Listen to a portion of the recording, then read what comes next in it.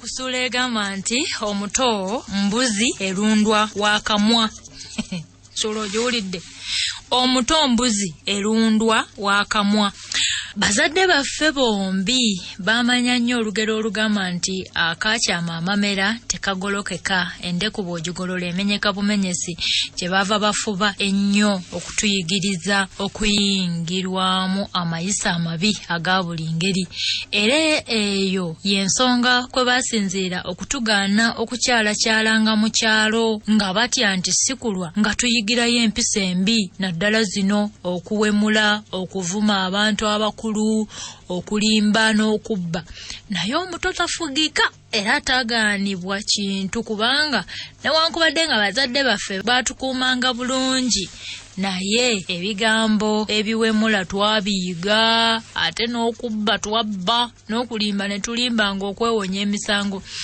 Ate ekisesa kwe kubanga twasinganga kubba mu maka gaffe mwennyini omwali abatukuumanga emisana n'ekiro. Nzo okulekerayo ddala okubba mu maka namala kubonerezebwa n'amaanyi emirundi ng'ebiri nga tubbye ebyokulya. Omuto yenna omulamu kyasinga okwagala kwe kulya n'okuzannya. Bw'omumma kyayagala okulya ng'akaaba, bwe kiba okumpi nga yeetoolera okwabamu kwe bayita okubba. Munnange lwali lumu dadi n'agula ssemutundu enkalu mu katale n'atugulirayo ne bubisikwiti mu maduuka. Bwe yatuuka awaka bisikwiti n'azituwa ne tuzirya ne tusigala nga twenuguuna. Ssemutundu yagiwa mami nga bw'amugamba nti munnange ekyennyanja kino naawe kyonoolya n'abaana bo abatayagala nkoko, ffe tujja kulya nkoko ey'empanga gye wajja mu bakulu. Kangende ntegeeze n'ekitatta mukazi we aleme kumuteerako kyaggulo. Munnange mami Ssemutundu yagissa mu kabada eyabanga mu lukuubo waayitibwangamu okuva mu ddiiro olufuluma ebweru. Yali esabikiddwa mu lupapula naye nga sinsibe. Mu kabada yagissaamu nga naffe tumulaba. Kabada teyabangako kufulu kyokka yaggalwawo n'enywera. Mami bwe yamala okussa Ssemutundu mu kabada n'akkirira mu lusuku okunyunjayo ettooke, ne dadi n'agenda ewa kitatta. Ffe twasigala mu lujja nga tuzannya. Wayitawo akaseera katono Sitina n'ayingira mu nnyumba ennene. Teyalwamu n'afuluma n'ajja we twali ng'akungiriza nti banange dadi aleese ekyennyanja ekinene, dadi aleese ekyennyanja ekinene, mujje mukirabe. Twagenda okutuuka mu nnyumba nga kabada munnaffe yagigudde dda nga n'ekyennyanja yakisembeza dda wano ku ndeboolebo y'olubaawo kwe kyali. Fulo teyalwa n'akibikkula olupapula. Bwe twakitunulako amalusu ne geesomba. Kati bwe twagamiranga ng'amalala bwe gajja kyali namusava wa kyennyanja olugirigimbi. Luba olugirigimbi lw'ekyennyanja ye twaluyitanga tutya. Si magalagamba, twagayitanga magalagamba si magirigimbi. Kali aga amagirigimbi ganna leero kyonna gaali masavu meereere.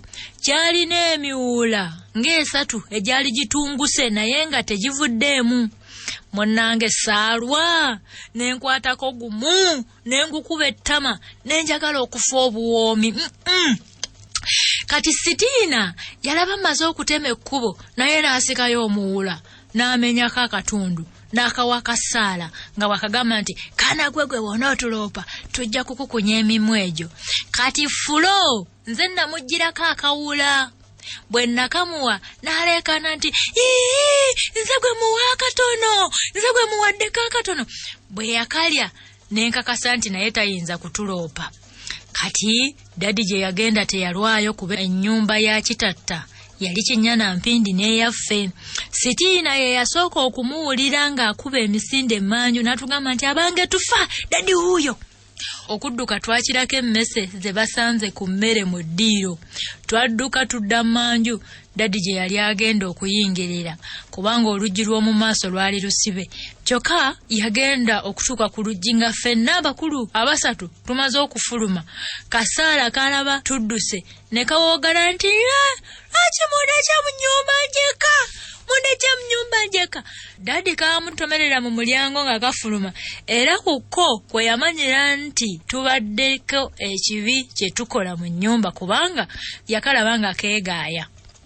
Munnange mu nnyumba daddy teyalwamu najja mu luggya we twali n'abuuza nti Yakobo mubadde mukola ki mu nnyumba? Konze nti tewali daddy. Koya nti tewali kinga mu nnyumba mudduseemu buddusi nga mumpulidde. Ya bulijjo muzanyira mu nnyumba. Ebibuuzo byagenda okutuuka awo ng'ebyokuddamu si kyabirina. Okuva mu luggya yagenda butereevu mu lusuku mami gye yali akkiridde kubanga yali aluddeyo okusinga bulijjo. Mpozi yali aboozeza ku b'emiriraano. Bye baayogerereyo ne daddy tetwabimanya. Bwe batuuka mu luggya we twali daddy n'agamba mami nti abaana baabo nsanze beefulukutira mu nnyumba ennene, genda olabe oba tebalina bye boonoonyeeyo. Munnange mami yatuyitako kuutwe n'ayingira mu nnyumba. Bwe yatunula mu kabada ng'alaba sinzigale nga bwe yagireka ate nga ne ssemutundu simbikkeko. Bwe yayongera okwegyetegereza n'alaba emiwula egya wakati nga gyonna temuli. Dakiika zaayitawo mbale ne daddy n'ayingira n'atuyita ffenna okuyingira mu nnyumba. Yalaba tuggwereddemu oluggi olufuluma ebweru n'alusiba. Bwe yamala okulusiba n'atubuuza nti ku mwenna ani yalidde ku kyennyanja kino? Tewali yamuddamu. Naawe Yakobo alidde ku kyennyanja kino tomulabye? Nali sinnamuddamu. Fulo n'agamba nti sinze ne sitiina bw'atyo. Bwe yaddamu kasaala mpozi kalowooza nti we kataayogere bajja kukakuba. Kayogerera ddala kati nti nje bampaddeko katono ne nkalya. Saala nako kalimba. Bwe kaamala okwogera ebyo nze ne mmanya ng'akabi katuuse.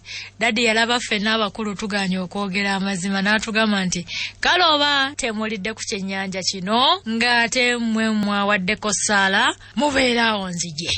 Ebyo yabyogera afuluma. Ebweru teyalwawo n'akomawo mu nnyumba ng'akutte akatabi k'omutuba akabisi ke yatema ebweru amangu.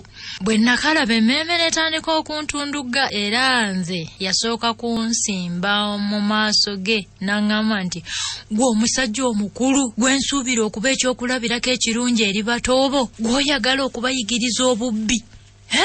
Gw'oyagala okubayigiriza obubbi ŋŋenda kukukuba obuggo busatu. Gwe sitiina nzija kukukuba bubiri ate Fulola mukube kamu. Saala sijja kumukuba kubanga yayogedde amazima ate ye muto byakola tabimanyi.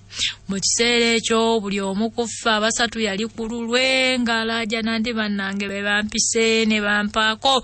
Daddy yali akaaye nga n'ebyo takyabiwulira. Nali nkyesimbye ku kisenge n'ansikayo n'ambabika obuggo bwe nalwawo nga ndojja.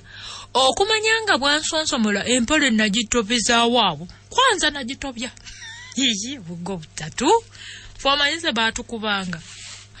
Kyokka ndowooza nga abawala teyabaasawula na maanyi nga nze newankubadde nga baawoloma nnyo nnyo nnyo.